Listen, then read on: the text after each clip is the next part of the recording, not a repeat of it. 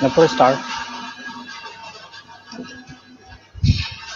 Good evening, everybody. Hope you all are safe and staying well. I, Nupur Lekhwar, welcome you all to this productive session, which will not only be functional for your present and upcoming goals, but also will help you in this time of quarantine. Time management for lawyers is one of the most difficult tasks in a busy law practice.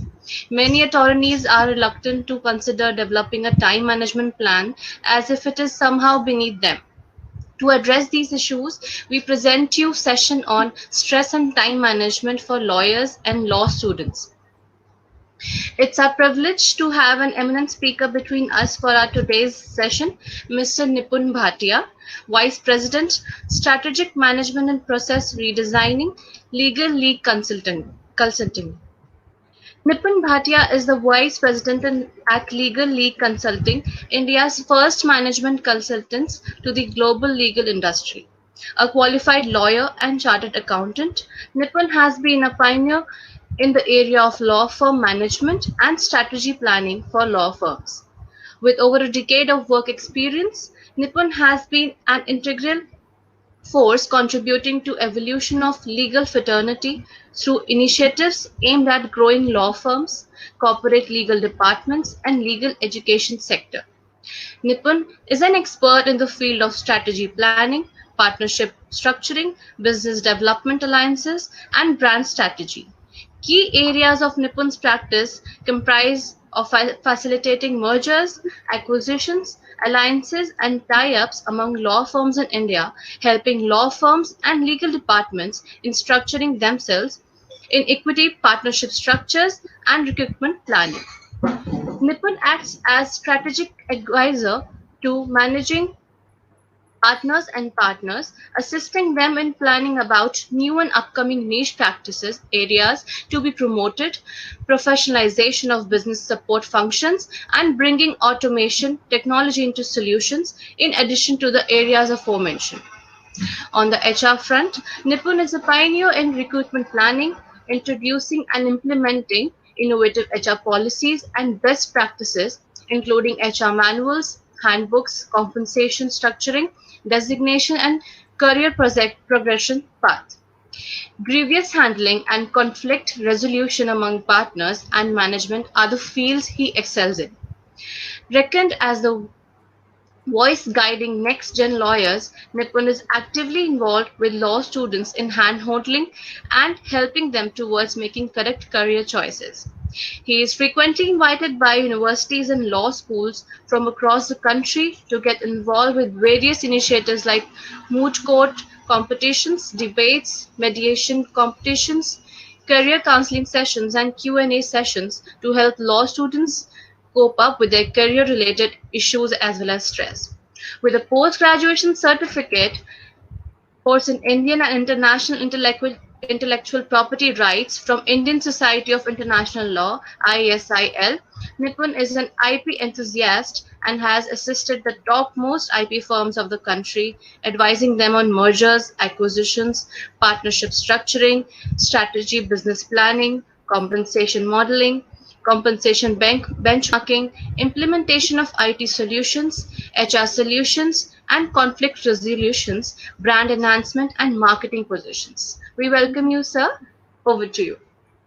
Thank you so much. That was a rather long introduction, but thank you so much for introducing me to everyone. It's an absolute honor and absolute privilege for me to be addressing all of you today. I've been involved in various initiatives with lawyers so far, but most of them have been areas with respect to soft skill or some sort of a technical aspect. Today, I'm very happy. I'm really thankful to Anuj and the Legal Desire team for allowing me to speak on this topic, which is not really discussed amongst people. You know, a lot of times even if we are in a stressful situation, we do not really kind of have the comfort to speak about it to someone. So I thought when Anand spoke to me about it, I thought it's going to be a best way for me to reach out to everyone, especially with the times like these when all of us are battling different kind of mental setup. Then we need to speak about issues which perhaps this is the cooling off period, which has been provided to us. And if we can have some sort of takeaways from this period, perhaps the times that are going to come are going to be much more beneficial to us if we have a few takeaways from this. So stress management and productivity is what we are going to be talking about in today's session. And the more I talk about it, what triggered off for me to speak in this direction is a call which I received from someone who had just joined the profession. I was very new to the field of law, and barely a year into the profession, I got a very distressed call from one of the lawyers. And believe you me, the person I did not know, he was not a friend, but working with a big law firm. And I heard a very feeble voice from the other end saying that, Nipun, I just wanted to confirm from you that do you take sessions on stress management? And it occurred to me that at such young age, when we enter into the profession, we are all lively, upbeat about what we want to do, what we want to achieve. What goes so wrong within a year that a person is calling up an absolute stranger, because the person would have read about me on my profile and had the courage to speak to me, asking if I do provide trainings and coaching and some sort of solutions to stress management. That point made me ponder, what is it that's troubling all of us? What is it that we can do to kind of make our lives slightly simpler and more easy, I would say? Because the times are such where we have there is a barrage of information wanting our attention every day. We are in the times of big data. There is at any given point of time, you would be expected to handle your client meetings, your work product, respond to emails, respond to messages. There is social media constantly buzzing, wanting your attention. And on top of that, there is family responsibility, friends. So at any given point of time, our mind is wanting to achieve more than what is in our plate. We are trying to chew more than what's on our plate. So in today's session, I am going to speak about few, you can call them life hacks, you can call them cheat sheet, basically certain direction points, which if all of you imbibe, I'm quite sure the life's going to be much more simpler, much more easier. Because, as they say, everyone says we are in the age of information. I say we are in the age of data, not information, because information is data in structured form. We are amidst data, oceans and oceans of data. What is it that we need to use? What is it that we need to not use? Or what is it that we can conveniently ignore? Sometimes we are giving attention to something that's not even required. As we progress to the session today, and I'm going to quickly give a brief overview of what we're going to discuss in today's session. We are going to first find out what causes stress. What is it that keeps all of us on tenterhooks? We are constantly, they call think on your feet, which is good. Thinking on your feet is good. But when does thinking on your feet transcend the boundaries and become a cause of stress? What is the cause of stress? We are also going to find out why is it important to live your life on purpose? Have all of us found our purpose? Do all of us know what our true calling is? And if we know, what are we going to do about it? And how is finding your purpose or finding your calling help you live a de-stressed life? Doing the work that counts, the actually being busy versus the perception of being busy, or the habit of feeling busy. This perhaps is the most important part of today's session, which I'm going to speak about later as we progress through the session.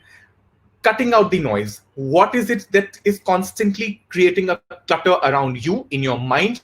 How do you, through simple techniques, cut the clutter and try and focus on what's important? We are going to talk about some basic alterations that we can perhaps make to our schedule to make our lives much more convenient. And there is a step, as they call, there is a method to madness. We are today going to find out the reverse. We are going to find out how we can remove the madness and get on to live to a methodical life. So it's the reverse that we're going to discuss today. Myths of multitasking. I cannot emphasize on this enough that perhaps our brain is not meant to multitask. Most of the organizations today, most of the evaluation systems today, list multitasking as one of the criteria on which they want to rate a particular employee or a lawyer or a person working for them. I feel that multitasking is that myth that your brain can attend to so many things in one go. We are going to discuss this as we progress. Some simple hacks, how basic planning, your to-do list. Interestingly, we're going to talk about what is a to-do list, but more important than what's a not to-do list. How do we work in batches? What should be the workflow that we need to follow? And don't say yes when you want to say no. This is again one of the most important part I've been stressing on to people's life. We are in the habit of saying yes to a lot of things. How is it that by simply saying no, we can make our lives much more convenient? And lastly, some basic tips which I'm sure all of you are aware about, but when you hear it from someone with a little bit of semblance after going through the entire session, you will realize why those tips for building stress-free life are important. So this is going to be the broad outline of what we are going to be covering today. Let's go on and move on to the first topic. What, according to all of you, is the cause of stress? Why do we feel stressed? What is it that causes the stress? Interestingly, and if I speak from the lawyer's world perspective, we are not a manufacturing unit. There is no raw material that's come on. There's not going to be a product through what we are trying to do. We are, especially in service industries, time is the only raw material you have. You can only use your time to churn out or to generate services. When the time is finite, there is always a pressure on your mind. There is always that pressure in your head to achieve more out of the finite source you have. So, whether your vision would be to conquer the world or do something as basic as finishing a given document in a given time, the fact of the matter is your time, the time which you have in hand, is limited. Now, this pressure, I want to ask, how is it that some people are able to achieve much more during a finite period of time while others are not? It could be because of the capability, but more than that, it could also be the utilization of that finite source you have in hand. I'll give my example. There was a time when I was pursuing a chartered accountancy course. I was also pursuing LLB. I was teaching simultaneously. I was to always teach students to earn my little extra buck, the pocket money that used to give me free space to spend wherever it will spend. I was at that particular point of time also interning. So there used to be internships for chartered accountancy course in the morning. There will be law classes in the evening. There have been days when I have written 2 exams, completely different, one CA exam and one law exam in one go, one in the morning, one in the afternoon. How is it that some people are able to achieve? And I'm not saying that I am the most intelligent human being on earth. It is only through simple techniques where, if I ask you guys, what is that art of achieving more out of the finite thing that you have, the finite time you have?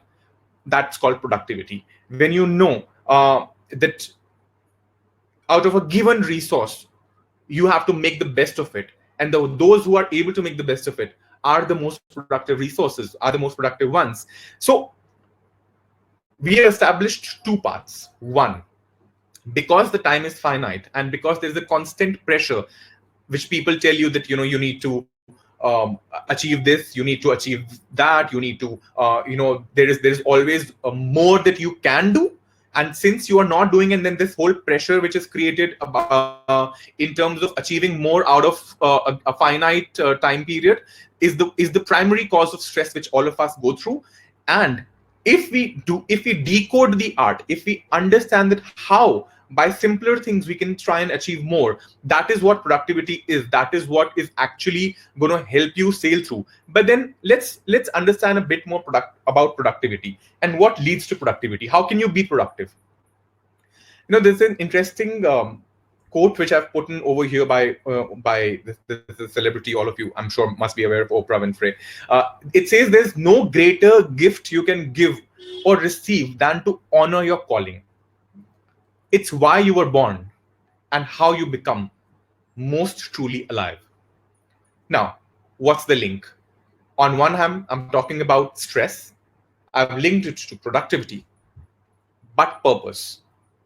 How does this transition happen? You're stressed because of the limited time. If you start achieving and start becoming more productive, the stress goes down. But how do you stay productive? Productivity is the subset of you feeling motivated, you feeling purposeful, you feeling that you want to achieve something, you want to move towards it. So this chain where we speak about moving from a stressed time, a stressed environment, to achieving productivity so that stress goes down, and to stay productive, to stay motivated, what is it that you require? That's the sense of purpose. Now, how do you find purpose? How do you feel the spirit of inner calling, the spirit of true calling? I want to throw this question to all of you. um, how many times, and how is it, that there are certain people from the very young age who have an absolute clarity of thought in terms of what they want to be in life, what they want to achieve in life, what they want to, they're very focused in terms of what kind of education they want to pursue. Do they want to travel, go abroad, study, come back, join a particular organization? Do they want to go on, join a law firm or a legal department, or they want to pursue judiciary? Some people have absolute clarity of thought, while some are driven completely by chance. It's not leading your life by the way you want to lead. It's you being subjected to a lot of chance, a lot of circumstances. How do you differentiate? How do you ensure that purpose is something that you identify yourself? You find your purpose rather than circumstances leading you and molding you to select something out of a multiple choice question. Endeavor. You know, um, I keep saying when I speak on certain forums about positive thinking and about how to, basically manifest what you want to achieve in life, is that you always pay attention to emotions and always pay attention to how you are feeling. To lawyers and to law students, I always tell them that when they are in the formative stages of their career and even the legal education, try and pursue as many different kind of internships and experiences that they can. You should try and go out and find corporate internships, work with a judge, work with an NGO, work with a company's legal department, work in a law firm, work different under different kind of lawyers in different kind of practice areas. Now, I do understand that there is again a limitation of time factor over there, because you only get finite terms for internship. But within those finite terms, try and cover as much variety as you can. Stay in touch with more people. And I'll tell you why am I suggesting this. Because the moment you realize what kind of work gets you starry-eyed, gets you that tinkle in your eyes, like, this is what I want to do, this is what I really enjoy doing. How do you find this? Delve deeper. A lot of us are always, we're just swimming just on the surface. You have to dive deeper. And if you need to drive your life with your own hands, if you want to be in the driver's seat, thinking and delving deeper is something that you cannot avoid. You have to find out, it cannot be hit and trial to an extent where you are exhausted while you're doing the hit and trial. I've seen a lot of my own friends' journey with absolute,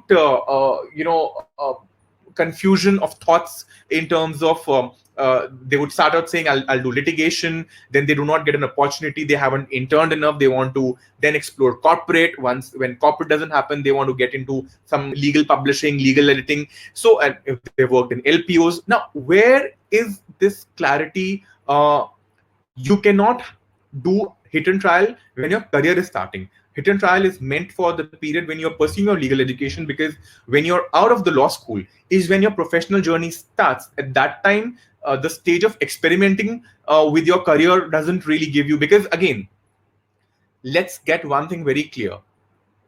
Losing your purpose, not feeling accomplished, feeling low, are adding on to the stressful life, which is, by the way, yet to begin. people who work, who join the workforce and who do not adapt to the habits are the ones who end up feeling stressful. And when I finish this particular topic, I'll also speak about how constantly I've asked this question about what are the workplace challenges, what are the stress factors young lawyers feel when they join the organizations. And I feel the challenges are more within than outside.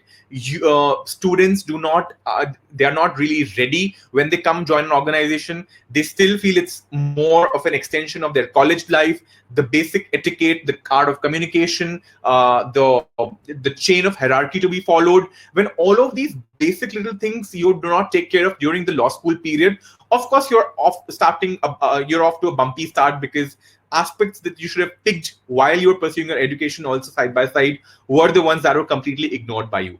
So it's extremely important. I would suggest, and a lot of times I tell people to write down. When you write down things, you achieve a lot more clarity in life. How many of you have tried to write what their purpose is, what their vision is, what they want to achieve? Because thoughts are thoughts are always in motion. Your brain, your mind is always in motion. There is hardly a time when you actually start writing, when you reduce your thoughts to paper, your mind is focused. You realize, you question yourself, you ponder. If you ask me, when we develop training programs for lawyers, when we develop partnership structures for lawyers, when we develop business plan for lawyers, do you think we just start the meeting and we kind of create something out of a magician's hat? No, there are properly extensively crafted questionnaires that we ask them to fill for every partnership structure or a merger that we have done or a training program that we have built. We have asked people to fill extensive questionnaires. Why? Because when you sit down and start writing the answers to questionnaire, your mind is thinking. You are thinking of your long-term future. You're thinking of your short-term goals. You're also thinking about what baby steps you need to take to move towards the long-term vision of yours. So I think it's extremely important to writing is not the only solution, but it gets you started, and it gets you to articulate what is it that you want to achieve in life. Once you know the macro picture, once you are aware of the macro picture, it becomes easy, because now you want to find out the baby steps to move towards the long-term vision. You also need to identify, as I said, the tasks which give you a great sense of fulfillment. When we recruit, we ask the candidates which matter did they feel most excited about, which matter gave them that feeling of achieving something in life. The moment you are able to identify the inner passion, your emotional guidance system will maneuver you to the correct direction.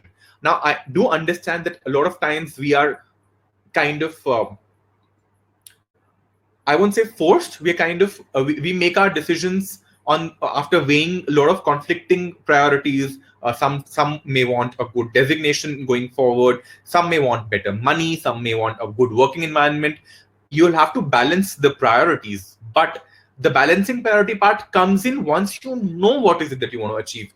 Without planning, without finding that purpose, without finding what gives you fulfillment, you're not even starting. You're not even moving a step ahead of the start line. That to me, I feel is extremely important. So linking back to what we spoke about productivity, if you have to link your productive time, if you have to make use of your productive time, which is, by the way, finite, you need to identify the purpose and expend this resource of yours. You have to be very conservative in spending this. You have to spend it only towards activity which will take you closer to the purpose. And friends, one piece of caution, and again, speaking out of experience of talking to so many lawyers, interestingly, a lot of my friends from the legal fraternity are also doing so well in life. They go to colleges, they are teaching, they are giving webinars, they are very well known in the field of knowledge sharing, and that's also been my area. I've always liked connecting with a lot of my friends, my younger friends. I feel I'm able to resonate more with them. So a student the other day called me up and asked them, what, so and so sir is doing this great initiative, and he might have to travel abroad also for this. So what is your take on it? How do you feel? I said, I feel very happy. It's good. He has achieved this. He's worked hard towards it. So the young kid asked me, don't you feel jealous? He's getting to travel abroad, and So I said, why do I need to feel jealous? There is a cost to everybody's life. There is a cost to everybody's journey. If I am closer to the milestones that I have set for myself, I may have set a milestone for myself to travel abroad. It may not be an immediate milestone. I may have very different circumstances to take care of. So I was slightly surprised by the way a young fellow thinks, because it's very easy for all of us to get enamored when we, especially in today's world, when everything we do makes its way to social media. Even my session today is making its way to social media. It's very easy to get enamored. It's very easy to put yourself in a state of comparison. But let me tell you guys, if I'm telling you to find a sense for purpose, please do it for yourself.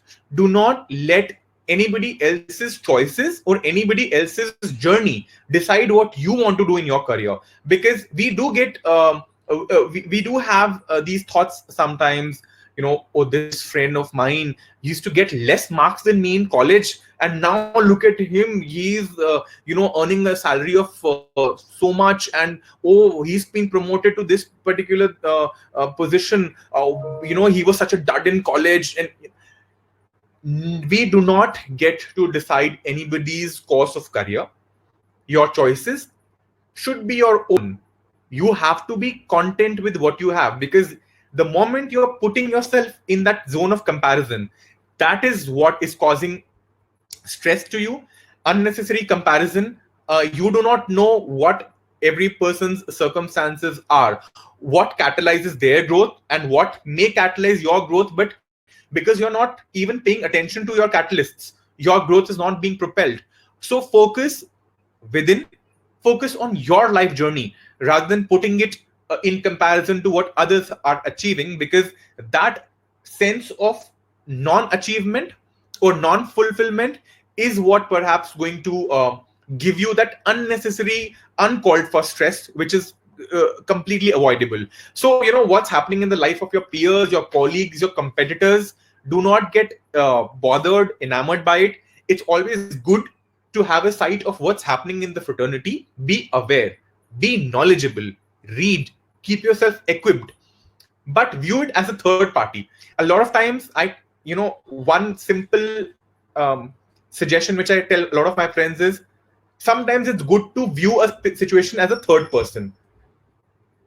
I joke a lot of times and say, hand me over a bag of popcorns. I want to view this as an external person, just as a source of my entertainment, source of my recreation. And because the moment you've kind of distanced yourself and you view it as a viewer, not as a participant, then you're not mentally being involved. Your mind is not getting involved in unnecessary comparison, unnecessary jealousy factors. Believe you me, it's completely avoidable. Set your own benchmarks and goalposts. Do not let others decide what goalposts you have to achieve. That is one of the very basic suggestions I would give. So moving on to the next interesting part, which I was mentioning while I was giving the introduction also, is that a lot of times we are not busy. It's the feeling of being busy, which we love, which we also portray, which we also kind of show off to our peers, our friends, our colleagues, our family. Understand, are you really that busy? Or is it that there are several things that are constantly keeping you occupied? keeping occupied and being productive are very different. Keeping you occupied could be very mundane stuff. Being productive is achieving something that you ought to achieve, that you ought to work towards. So, realize if it's the feeling of busy that's keeping you occupied. And, I'll give you certain examples. I've mentioned, I put them on the slide also. When we are productive, we are more internal. We have set a deadline. We want to focus and achieve.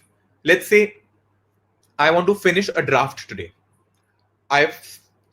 With a reasonable foresight, I think it's going to take me about 3 hours to finish that draft. 1 hour of reading research, 2 hours of drafting in batches. So net 3 hours. Now, this is internal, my internal assessment of how do I want to finish this particular document. Add the dash of external environment to it. What you call as tadka. Now here is it. In my recipe, here is the tadka. There is, when I start drafting, when I start writing on my document, chat window pops open. There is constant coming in of WhatsApp messages. There's group notifications. A lot of us we love being part of so many groups. And those groups, believe you me, I can count on my fingertips the ones which are going to give you some relevant information. Rest, all others are stupid forwards, absolute information that you can completely do without. You'll get to know of something maybe a couple of hours later, but Earth won't stop revolving if you get to know of that information 2 hours later. You can completely do without that information, popping onto your screen at that very moment.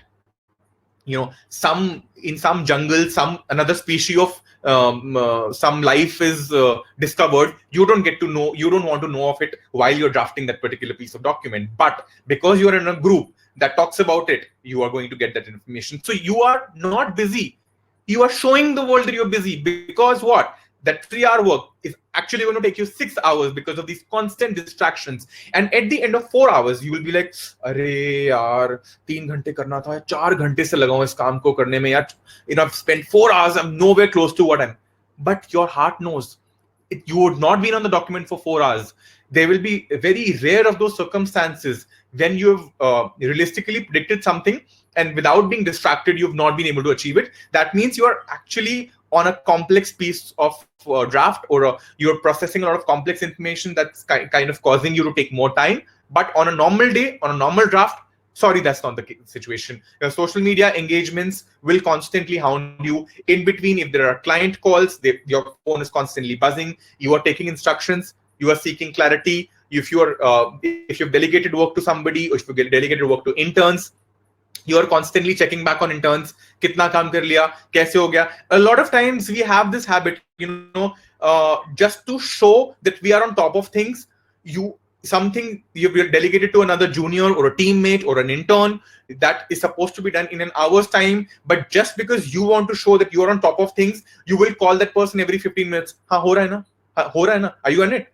Do you think you'll be able to do it? Arey bhai, you'll stop interacting. Then only the other person will be able to concentrate and finish that work. So not only are we not concentrating, we're also not letting the other person concentrate. So I think we have to get away from this feeling of occupied and being busy. The true indicator, if you want to sum up your work day, and देखो, खुद से झूठ बोल के तो कहीं से कोई जाने वाला है नहीं. Be true to yourself. At the end of every work day, analyze what you have achieved. Did you achieve what you were set to achieve? If you think that you are satisfied, again, emotions are the truest indicator of what you achieve and what you have not achieved. If you, in the heart of the heart, know that, yes, I could have done this and actually achieved this in 3 hours if I had not got those 2-3 calls, if my senior was not constantly on my head, if I was not constantly getting messages on Instagram, on WhatsApp, on Facebook, on LinkedIn, whatever it means, and means of social media you've subscribed yourself to. So please understand, the biggest drawback is not just the lack of productivity over here. The sense of not achieving what you set to achieve in a given time. Worse than that, when you are juggling with so many channels of which are calling for your attention, the quality of a work product dips considerably, because what you could achieve by working on something in solace or working on something in a very silent and focused manner, you've completely let that opportunity go because of the constant interruptions. So again, there is a, what do you call it, this is a vicious circle. Lack of time, showing busy, not achieving what you want to achieve, dissatisfaction, again going back to stress. And then at the end of the day we are like, Arey, we're living such a stressful life, my god, there's so much of work pressure. अरे भाई कहाँ है work pressure? Work pressure वो है जो आप लोगों ने क्रिएट किया है, वर्क प्रेशर आपके पास नहीं आ रहा है. And as you progress in the session, you will realize what I'm talking about, because you're not cutting the noise. You guys need to get into the habit of cutting the noise. Declutter your mind, declutter what's causing you to be away from what you should not be giving your attention to. And okay, I'll ask you, have you done a self-analysis of what times in a particular day your body clock indicates you to be most productive? And all of you are lying to yourselves if you have not done this exercise or if you're not aware of it, because we want to be fashionable, we want to be in the news, in this, we have to have attention. So we'll be like, Arey, late night kaam kiya, we were working till so late in the night. Kyun? Why can you not start your day early? नहीं, जल्दी दिन नहीं शुरू कर सकते, हमें court भागना होता है, we have to go to office, we have to so much of coordination is required before we have to reach court. Those are all excuses that you have made for yourself. I'm giving all of you a task. Pick biography of any successful person. There are so many of them written. Pick one biography, and I want to understand, and I also want to know that which of those people have become successful by living a haphazard life or unplanned life or feeling busy, not achieving busy. Nobody has become famous or become successful by feeling busy. We all become successful and we all become achievers when we achieve something, not when we tell the world that we have achieved something. So if you are not realizing what your body clock is telling you, if you're not realizing which parts of the day you are most productive in, you may not be the most productive at night, but just because there are a lot of other colleagues sitting, but because it's fashionable that lawyers तो देर रात तक काम करते हैं. अरे litigation teams तो बहुत देर तक काम करती हैं. क्यों भाई? अगर litigation time है, litigating lawyer अपना दिन सुबह से शुरू कर सकता है. Yes, I'm not talking about exceptions. There are exceptions when you have to work overnight, when the client's interest is at stake. I'm not making a comment on those situations, but there may be several other occasions where you could have gone home early, pursued a hobby, spent some quality time with your family, but you've chosen not to do it. Why? Because you want to seem busy. You want to seem occupied. You want to seem, मैं भी कर रहा हूँ काम. कैसे लोगों को दिखेगा अगर मैं नहीं बैठा देर तक ऑफिस के अंदर? तो that's unrequired. Identify hours of the day when you are most productive. I'll give you a real life example. When I was studying for my CA course, so I used to also talk to a lot of my friends, and they would be like, हम लोग तो देर रात तक पढ़ते हैं, and the tea keeps us awake, and it's I achieve so much by staying up in the night. So I used to also think, यार हाँ भाई मेरे these are my friends, if they can study so much by staying awake in the night, I should also try and doing it. Now I did not realize for the longest time, and it must be quite a few months, if not a year or more, that I used to feel very heavy after having my dinner. And what used to happen is, to stay awake, I used to have tea. I used to eat a lot because I used to stay awake. And then at the end of it, after being awake for 2 hours and eating more, stuffing myself with more food and more tea, and go to sleep on a heavy stomach without having achieved anything. It's only after a while I realized, listen, you know what? I'm making this biggest mistake of my life because I am following what they are following, which may or may not work for them. I said, okay, I'll change my habit, because a couple of times when I got up early, I thought I can achieve more because people are not very active in the morning. Of course, in those days, mobile phones had just come in. It wasn't that famous back then. But yes, nonetheless, a distraction is a distraction. When the world's in more calmer zone, people are just starting their day. I used to get those 4 or 5 hours of undivided concentration on my work, and what I could not achieve by staying up many nights, I could achieve in those 4 or 5 hours in one day. So again, guys, the point being here is realize what works for you. Do not follow a fad. Do not follow what may work for others. It may not work for you. Find out what is it that you do not have to compromise on the hours of your sleep. Even if you want to, if you think that you are a night person, I mean, I don't understand this concept of morning person or night person, but be that as it may, if you think you are a night person, you want to stay awake and still achieve something in the night, ensure that you're getting proper sleep. Because if we do not get proper sleep, we are not going to wake up fresh. And then the circle is again, that vicious circle is again in motion. Unfresh, juggling with finite time, feeling stressed, showing busy. It is a never ending circle. So ensure that you get maximum, at least 6 to 8 hours of good sleep, whatever body clock you're following. You have to keep aside the most productive hours to tasks that require your undivided attention. Now, people who are litigators, a lot of my friends say that when they come back from court, they are physically tired. It's not easy, because if you've spent the entire day running around in court, then you cannot immediately come and tell your mind to start drafting on something that requires their attention. So I tell them that, okay, then you divide your time. If you want to go back, if you want to carry work back home, catch some rest, spend some time with family, but devote maybe a couple of hours in the night or early morning before you start your court day, because that's when your mental faculties are at the most fresh stage. And if you've had a good sleep, you'll be able to achieve much more. Or there are days when there are light court days, or then there are no court days. Try and finish your work during that time. So the idea is the most productive and energetic hours, or the time clusters, have to be kept aside for the most important work. Now, all of us have also to do very run-of-the-mill stuff. It's not that it's not important. If you've got 20 emails, even if it's an acknowledgement, you have to send those acknowledgements. If you have to make a bank transfer, if you have to go get groceries, if you have to go make those customary phone calls to a few clients asking them, is everything okay? Now, this is not critical work that requires your undivided attention. It's, let me call it housekeeping work, or let me call it the basic hygiene factor work. If housekeeping work and hygiene factor work is required to be done, set aside a time for it.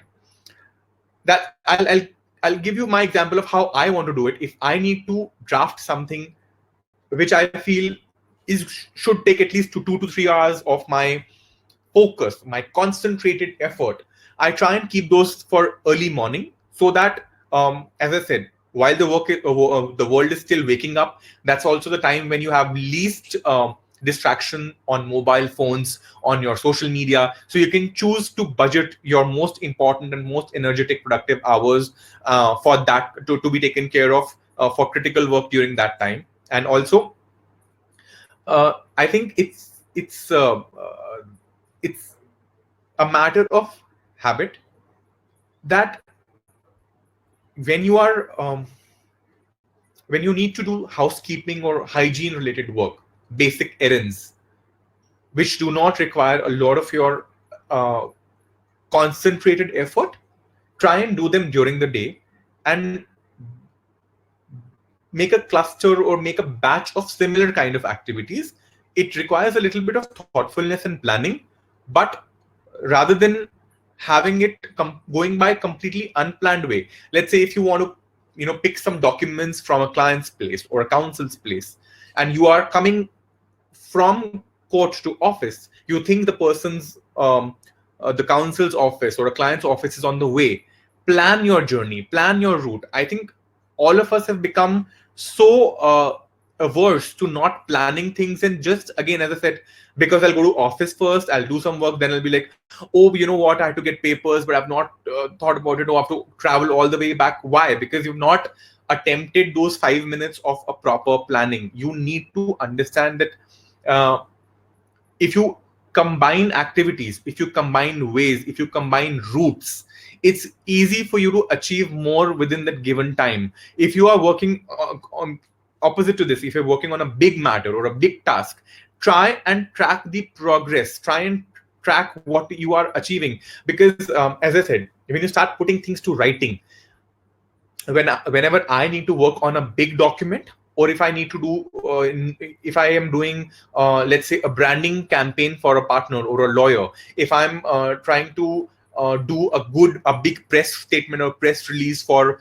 a law firm, what I do is chalk out the strategy, and I actually sit with a pen and paper, maybe sometimes a bigger paper in the form of a chart, where I jot down the key milestones, key stepping points, and then connect the flow.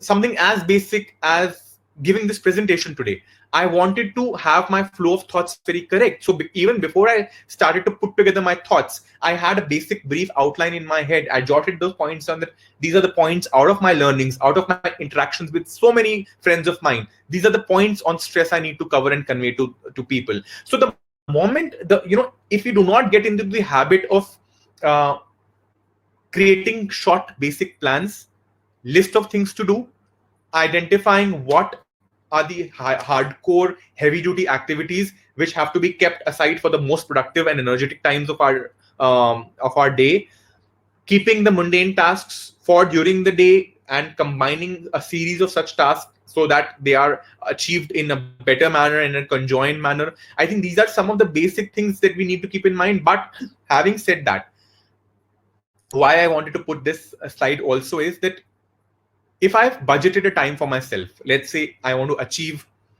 2 hours of concentrated work on a particular document, on a particular draft, or a discussion, I do all my important client calls or calls within my team or my seniors before that or after that, and I indicate that I may or may not be available for an hour and a half or a couple of hours between this time to that time. Of course, if there's an urgency, all of us have to make an exception. But when there isn't any urgency, when you know that no heavens are going to fall, try and develop the habit of not constantly checking your phone every 5 minutes. Turn your phone upside down, put it on silent mode, achieve an hour of work, half an hour of work, check back, see only important notifications, turn it back, resume work. It's very achievable. If we kind of get away, if we kind of are able to ignore this constantly knocking off our door on on our mobile phones, I think that is when we achieve the best, and we all need to work towards this particular point. So I think if you're able to achieve this, a lot of your battle is conquered already. Okay, coming to the most interesting topic for today is this myth about multitasking. Now, I want to tell all of you that it's become the norm of the day. The term is also catchy. I'm a multitasker. I can do this. I can achieve this. We are expanding our to-do list. There is reply to emails, take phone calls, attend meetings, travel, eat. Everything seems to be normal. We are reading the newspapers with our tea in front of us. There's news running in the background. Our breakfast is also on the go. Let me tell you one thing. The concept of multitasking is a farce. Your brain actually just is processing one piece of information at a given point of time, and it's kept the other thing on hold. It's not done yet. It's not finished yet. It's just on slight back burner because you're focusing on one task at a time. It's going to come back the moment the thought wanders over there. So multitasking is not that you are achieving so much in a given time. It's just that your brain is kind of putting pockets, and it could be a lot of times, I feel, it could be counterproductive because you end up finishing none of the tasks. If you want to work on a draft, at the same time, you have to prepare for a conference which is supposed to be held in half an hour, or 45 minutes later.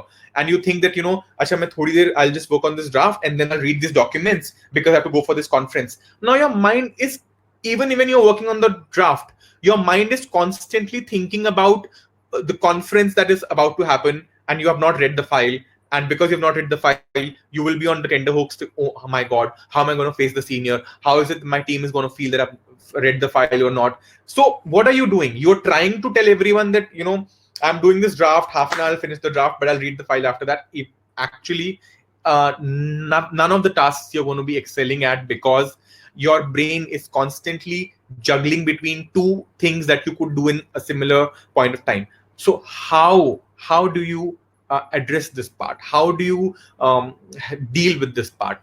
I'll tell you how do you deal with this part. There is something called a cognitive closure, a mental closure on every activity that you identify. Try and tell your brain, brain, tame your mind, that you are going to only achieve this finite bit in this particular time period. Let's say if I were to do this particular draft and to go and attend this conference and I have to read up a file before that, I would tell myself that I'm only going to achieve 40% of this draft. I want to let me, finish the fact finding part, the research part. I'll come back and draft the rest of the portion after my conference, but I'm going to finish only this particular part before I switch to read, because I will take 15 minutes to read those particular, to get myself abreast with what I speak in the conference. Now, what you have done, you have told your brain that you are only going to achieve a certain portion of this task. So you're mentally at ease, you're mentally at comfort. Optical closure, cognitive closure is a much required step. I'm going to cover these in the simple hacks because I think we're also going to be running short on time. We're already at 6:50. So I want to finish the simple hacks part, because this is where the actual help, which, in my most humble means I can extend to all of you, is planning. You have to develop the habit of making weekly plans. People ask, keep plan karne se kya hoga? The key is implementation. The plan is only one part, implementation is the second part. But I tell them that planning is also the first step. You cannot move towards implementation if you have not even planned what you want to achieve. So your weekly and daily plans are a must, because that will also give you, as I said, cognitive closure, mental closure. The moment you've identified a list of tasks that to be done and you keep on ticking that off or maneuvering it depending on how the workflow is, you are achieving a lot of cognitive closure, which is going to give you some sort of ease, some sort of accomplishment, some sort of sense of purpose. If you have deadlines to finish, it's going to be truly helpful, because the moment you feel that you've done something, achieved something within deadline or within timeline, that gives you a sense of satisfaction. You need to also schedule. The second hack which I've mentioned here is you need to also schedule. Of course, there will be routine tasks, as I said, which you will be attending on a day-to-day basis. So things that are more on the daily duties or housekeeping tasks, schedule only a limited amount of time for that every day, and finish such task within that given time period, so that the more energy, the energetic time period of your day is utilized towards better the activities which require more concentration from your end. Now, if you are, as I said, on multitasking subject as well, avoid working on multiple tasks simultaneously, because you have to focus on achieving one thing at a time. If at all you want to move from one task to another and you want to perform both of those tasks efficiently, get some sort of an optical or a cognitive closure and then move to the other tasks, so that your brain is at ease that you have achieved a finite portion and you are going to achieve the remaining portion once you resume that task back. Because if you're leaving a task unfinished, why are we feeling stressed? Because you're leaving a task unfinished and your thoughts, it's but natural that your thoughts would keep coming back and reminding you, ye nahi hua, ye nahi hua, ye nahi hua, which is what is going to give you unnecessary stress. So if you have to move on to another task, make sure that you are making it reach at least some sort of a conclusion, a logical conclusion. Do not say yes when you want to say no.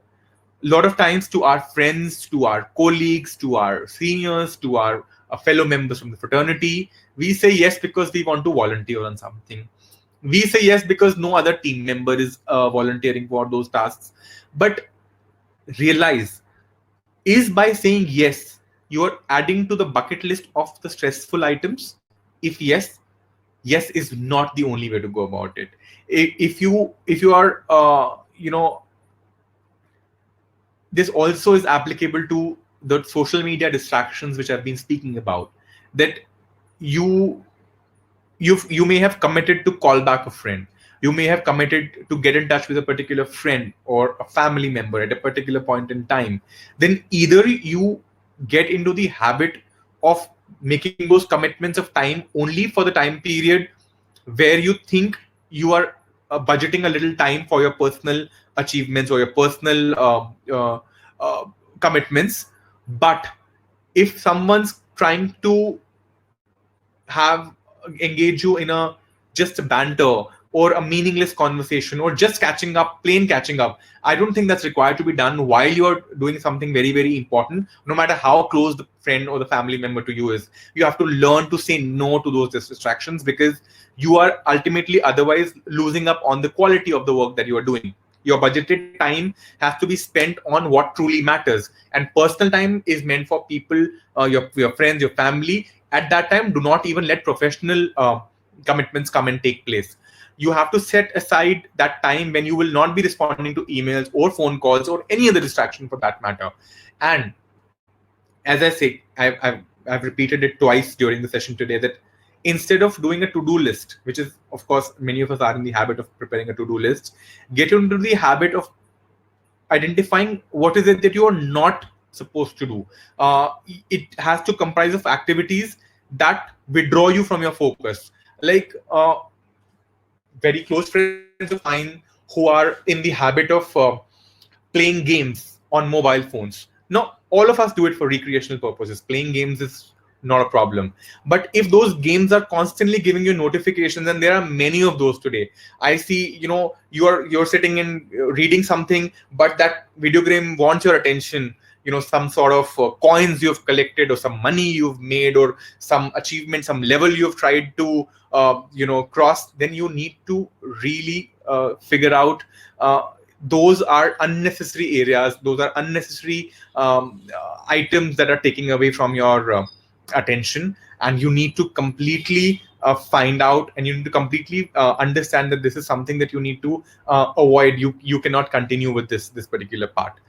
If you want to move from distressed to de-stressed, this is a quick recap, and this is also the last slide from what I'm going to be talking to you today. Is do not compromise on your sleep. You have to, of course, many of these things you will say you already know, and I'm not saying I've had a eureka moment by discovering something. No, I'm only saying from the experiences, from guiding a lot of young friends, lawyers, law students, helping them mold their life. This is practical takeaways from what I've achieved so far, is to ensure not compromising on your sleep.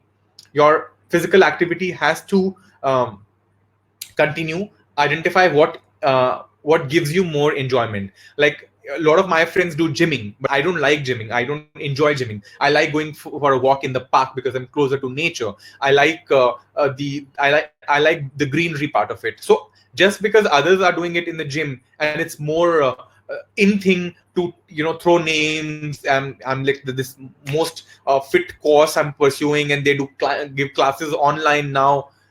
If something doesn't appeal to me, I will not go for it just like that. So in terms of physical activities, identify what you enjoy, because you're going to continue this longer, and you're going to continue this to de-stress yourself, not add. Like some people, if they give a gym commitment, if I give a gym commitment, I'll, instead of being de-stressed, I will be more stressed about it. So even for physical activity, identify what gives you that sense of comfort, what you look forward to. Declutter your surroundings. If you are sitting in amidst heaps of papers, pins, staplers, pens, messy coffee stains, tea stains, unnecessary flow of papers, if your whiteboard and your softboards is full of papers and unnecessary clips, guys, try, and this is a very, very humble suggestion, try and clean up your surroundings. Your productivity level will increase, your effort, your concentration will increase in no time, no investment, just because you have you will not even realize the way your subconscious mind reacts to clutter around you. You will not realize it, but it is constantly giving you that feeling of stress because there's so much of paperwork, there is unclean surroundings, there are stains around you. Please try and declutter and sit in a cleaner environment, cleaner surroundings. um, Universe is abundant, there is no competition, nobody is taking away from what is meant to for you, provided you know what is meant for you and you are working towards it. There is no dearth of opportunities, there is no dearth of growth, and I say this out of experience, not my own experience, of so many people's life trajectory which I've read, studied, helped grow with. There is no dearth of opportunities, no dearth of growth opportunities for everyone. There is abundance. Realize what you want, not what others are getting. Focus on yourself, not what others are. Your eating habits, I'm not going to comment on the vegetarian or the non-vegetarian. I'm only going to say whatever you do not overeat, because the moment you overeat, your brain is and your body faculties are towards drawn towards digesting the food, wanting more oxygen to digest it, and you are kind of taking yourself from me. So little lighter on your stomach, you feel better. You, especially in during the work timings and the work days, ensure you have to practice restraint on what you're eating. Those who can do meditation, those who are habitual of doing meditation, it sets the course for the day. It makes you prepared to take on challenges. It also calms your mind, calms your body. So the stress part is taken care of through meditation. You have to find by hit and trial or by taking trainings or courses for meditation. Those who teach meditation, it's always good to get enrolled and take a formal proper coaching or training in terms of meditation, because meditation helps you relax. Those who can do it naturally and by themselves, nothing like that. Positive mindset is an absolute must, because I am a firm believer in law of attraction. What you think, what you what you aspire to be, what you wish for, is what you attract in life. So if you want to have certain kind of experiences, imagine them, be creative, think positive. The moment you are putting a lot of your energy into negative thoughts and negative experiences, you are continue going to feel negative and feel stressed. Never lose sight on the purpose. If you have to identify what you want to achieve, work backwards, find out what the long term goal is, break it into smaller bite sized chunks, and identify what is it that you want to do now, what you could try and do a year later, or what you could try still more later. You have to find that eventually the purpose is to be found. And how do you find the purpose? Your emotions will guide you. Things that make you feel fulfilled, achieved, having a satisfaction and a purpose of fulfillment, those are the things that draw you closer to the purpose. Focus on what matters. Again, instead of feeling busy, things that can be avoided, pieces of information or data that can be avoided, try and avoid those from your lifestyle. Say no to information, say no to unnecessary WhatsApp forwards, or whatever lands in your inbox, emails, unnecessary marking copies, CC, BCC. Try and be out of it as much as you can. Do not subscribe to emailers, do not subscribe to alerts from apps and mobile sites which are of going to be no use. You will still go and do your shopping if you want to shop something, but by putting alerts from all these shopping sites on, you are doing nothing but engaging your brain into activities which you're not supposed to cater to. That one piece of clothing can be brought later, but if that one notification causes you to move away or look away from your work product, it's not worth it. And again, before I conclude, realize the potential of your mind. Human mind can conquer every battle. We can try and achieve whatever we want to achieve, provide we realize the power of it and we use this power in the correct direction. So if you constantly give energy to something, if you constantly feed your thoughts, those thoughts actually become things. So it's about, if I would be at your place, and a lot of times I tell this myself, if I have to calm myself, there's deep breathing, I imagine positive things, I'm quite creative in the thinking of what I want to experience. And sometimes those experiences happen in your life just the way you imagined, because your mind is feeding energy to those thoughts. You have to continue to feed positive energy to those thoughts for them to manifest and come into your lives. So within the budgeted time that we had for this exercise today, this is all what I could cover. If you guys have any questions, my LinkedIn profile is always welcome. I answer a lot of questions. People reach out to me. It's an open door kind of setup over there. I encourage questions from people, those who want to have any conversation, any interaction on how to live a de-stressed life, law of attraction, positive thinking, positive mindset. More than welcome to have a discussion with me anytime. And I wish everyone all the best.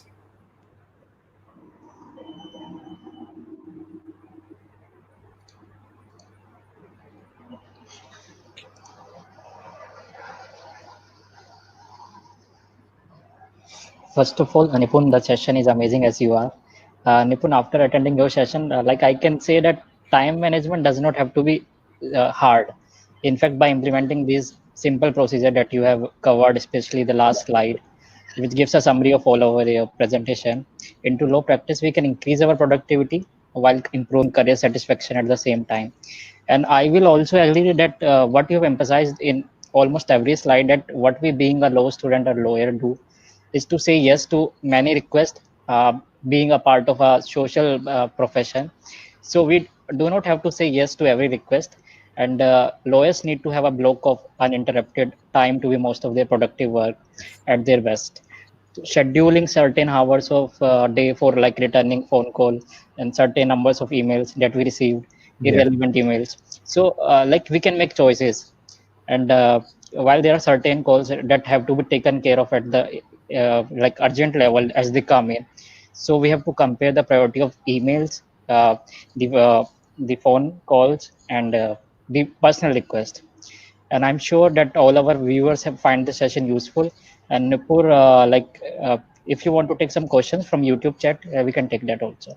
Yes. Please, if there are questions, I'd be more than welcome. And I think Anuj, you made a very valid point.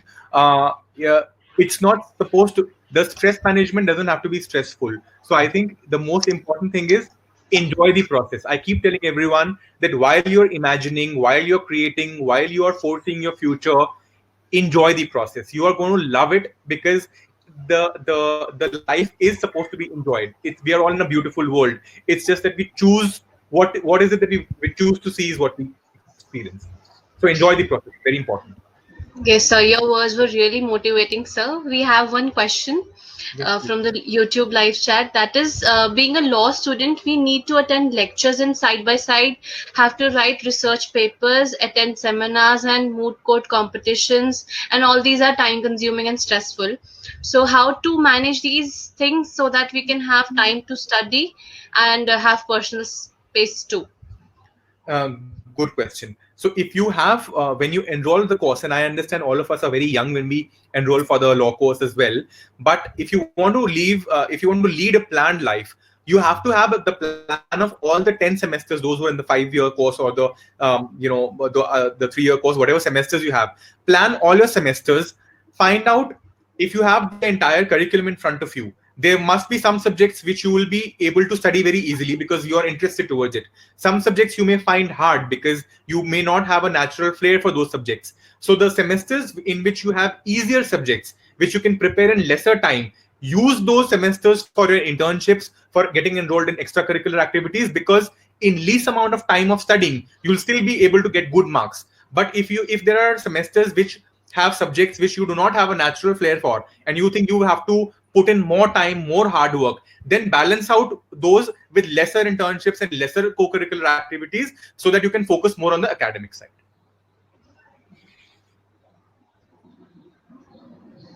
Any other questions?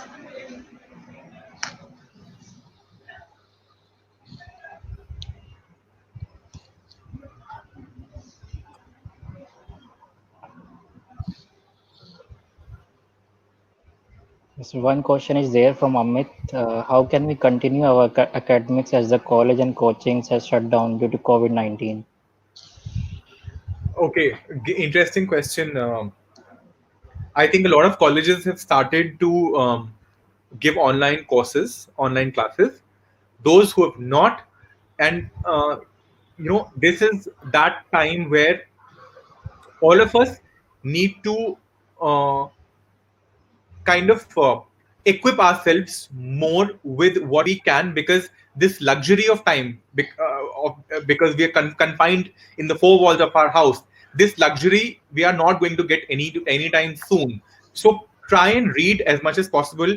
I am quite sure today education is not limited to law schools, education is not limited to classroom studies. There is plenty of material available online. Even if you want to enroll for a course, well and good. If you don't want to enroll for a course, there is plenty of reading material available online, provided you have the ability to make effort and spend time in finding it. If you know what subjects are going to come up in future, there is plenty of case laws available online, there is plenty of reading material available online. Prepare in advance, so that when this madness gets over, when we are in better times, and you already have covered a substantial portion of your curriculum, you can use that time to be out in the practical world, engage with practical people, because you've already covered the studying portion of it. So I think the best way to go about it is, whether you want to enroll for a course or not, it's completely your discretion. Read, equip, make notes, figure a plan, think ahead of times. When most of your peers would be thinking of finishing this curriculum, please think 10 steps ahead, because that is what going to keep you ahead, on the curve of many others which are not thinking on that direction.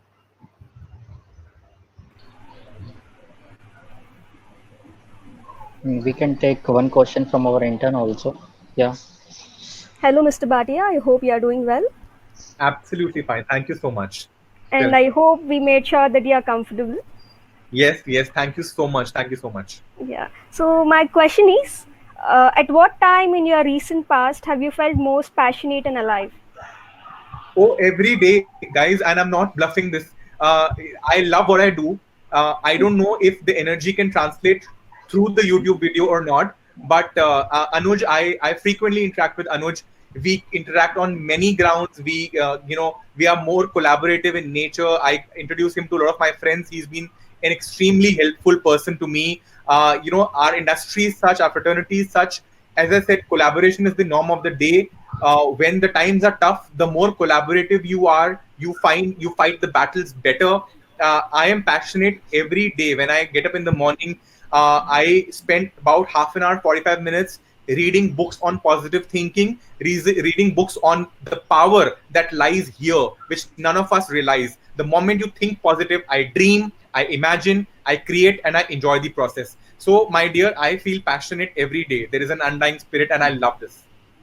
Thank you so much, and thank you so much for your incisive analysis on all the time management and stress management. Have a good evening. You too. Thank you.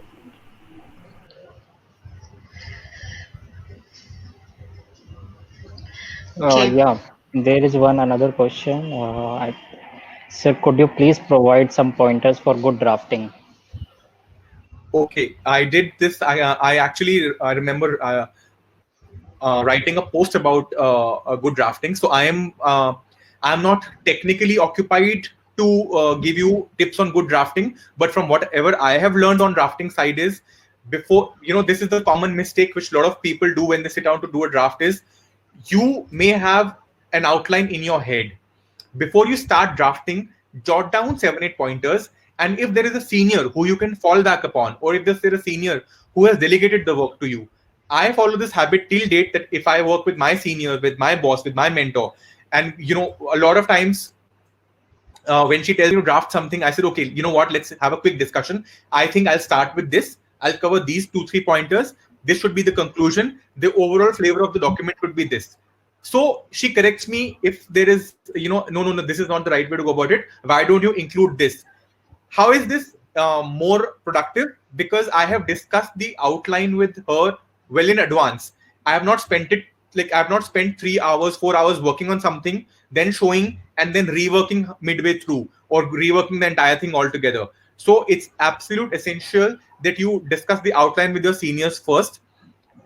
Be very well versed with the facts that you want to apply to the draft, because our biggest mistake is, if you have not read your file, if you have not read the facts, your drafting is never going to be effective, because your tools are not sharpened enough. If your tools the sharper your tools, the better your battle. So your tools have to be sharpened by way of reading the facts. You have to also see how are you converging the facts with laws. There has to be a flow in the document. It has to start with an introduction and a background. It has to address the issues and the substances, and it has to reach to a conclusion, which may be your prayers, your reliefs, whatever you want to ask for. So a good draft is one that comes to a logical conclusion, and the way to a good draft is to always seek directions and pointers from your seniors. Use your brain, create an outline, get your outline checked, then start working on it. Okay. Thank you for such an invigorating session, sir. And I'm sure we all got acknowledged by your tips and words you shared with us. And yes, also sharing your valuable time. And we are really looking forward to see you in our future events and sessions. And I also thank our wonderful audience for your presence and participation in the session. I would like to conclude this session by stating one quote, and that is, the best time to start was last year. Failing that, today will do. Yes. Thank you, everybody. Thank you, guys. Thank you, sir. Thank you. Thank you.